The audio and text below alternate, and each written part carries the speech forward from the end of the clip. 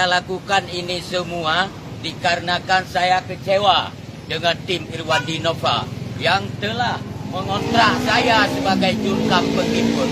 Tetapi hasil jeringan saya, hasil jeripayah saya dan juga anak buah saya tidak dibayar oleh tim Irwandi Nova yang pada kesempatan itu ditandatangani, dikontrak saya oleh Tiong atas persetujuan Irwandi Yusuf dan juga persetujuan dari Nova Iriansyah. Begitu saja mereka terpilih, begitu berhasil, saya tidak dianggap. Malah honor saya pun tidak ada dibayar lagi. Cuma dikasih uang operasional saja. Begitulah keangkuhan dan kesombongan para pejabat. Sebelum dia terpilih, waktu masa kampanye, tiap hari saya ditelepon untuk mendampinginya ke mana saja pergi untuk berkampanye.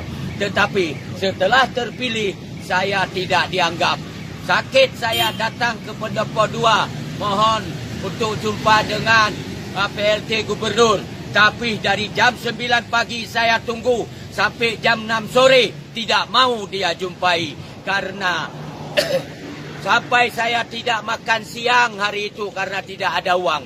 Karena saya hari itu sakit, dari rumah sakit dibawa oleh anak saya ke Pendopo 2 untuk menghadap beliau. Tapi tidak open. Kalau sebelumnya saya dibuat waktu kampanye seperti raja.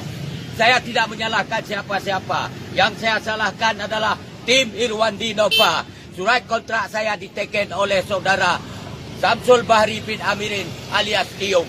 Sampai saat ini seperti yang saya tulis ini. Dan saya sudah lapor ke Polda. Juga bukan melapor, saya sudah kasih tahu ke Polda. Juga saya sudah kasih tahu ke Poltabes.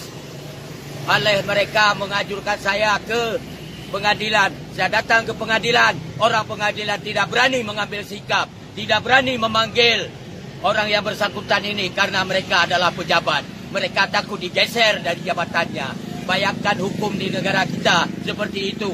Hukum tidak berlaku kepada pejabat. Hukum berlaku kepada masyarakat. Begitulah bajingannya penegak hukum di negara kita.